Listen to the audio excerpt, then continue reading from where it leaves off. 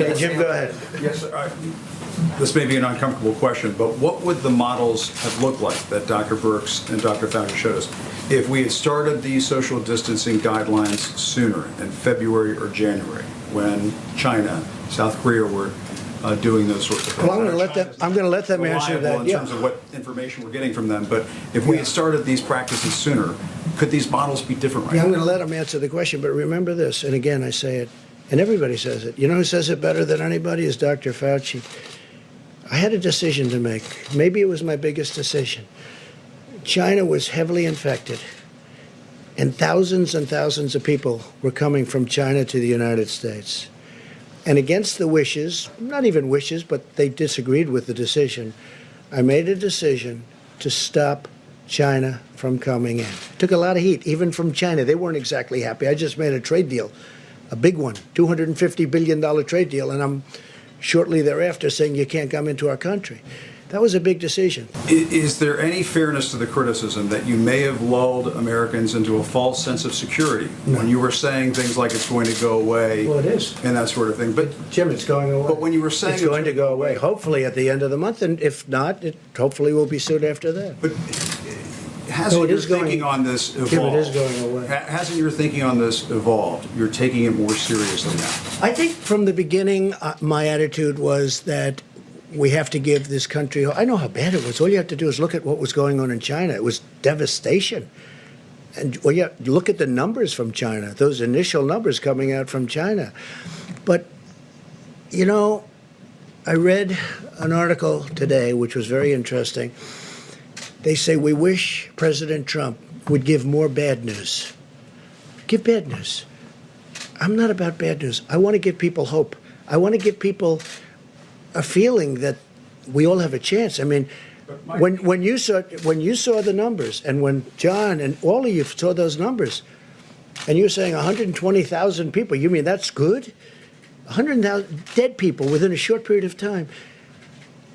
I want to give people a feeling of hope. This is CNN's Jim Acosta asking arguably the only question that needs to be asked right now, which is that if we'd started social distancing sooner, would we have different models than the ones currently showing 100,000 deaths, and that being the best case scenario? And Trump predictably punts to Dr. Fauci, but not before praising himself for restricting travel from China.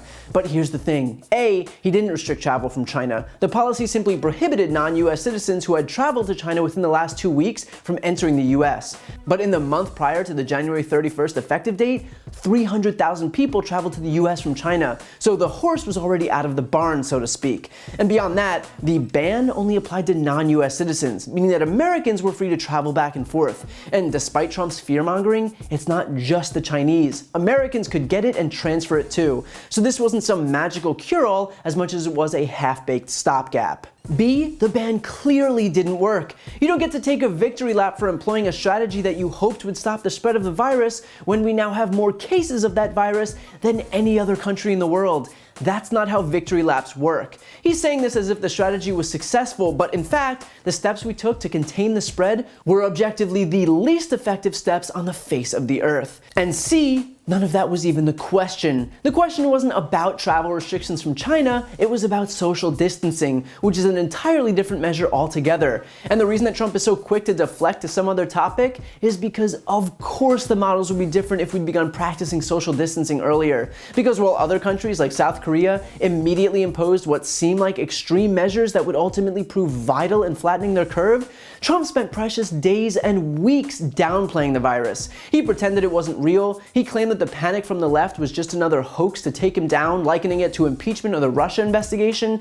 He said there would soon be 0 cases, he lashed out at Obama, he said it was completely contained, he got Fox News and other Republicans to echo their claims to the point where half the country was still packing into bars and restaurants.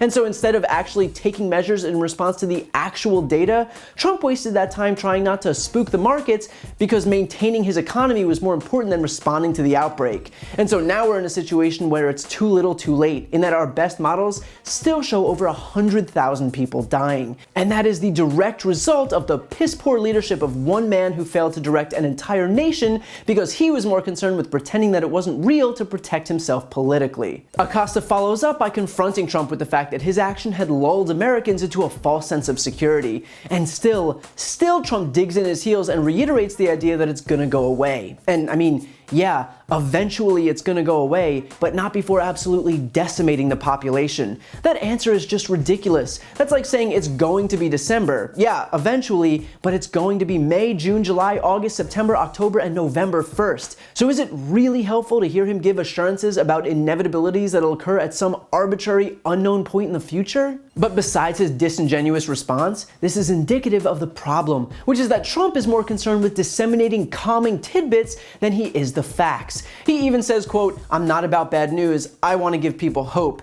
But we don't need false hope, we need facts. We needed facts all along, and if we actually got them in the beginning, rather than lies to make us feel better, we wouldn't have to bury at least 100,000 Americans. So no, we don't need good news. We can buy an inspirational poster for that. We need honesty, we need science, we need experts, we need everything that this administration has destroyed since day one of taking office. So Trump might think that he needs to stand up there on a daily basis and feed the American people lies that he thinks will make us feel better, but the fact that he hasn't realized yet that these lies do more harm than good is a testament to the fact that no matter how many tries he gets, he will continue to cause utter destruction.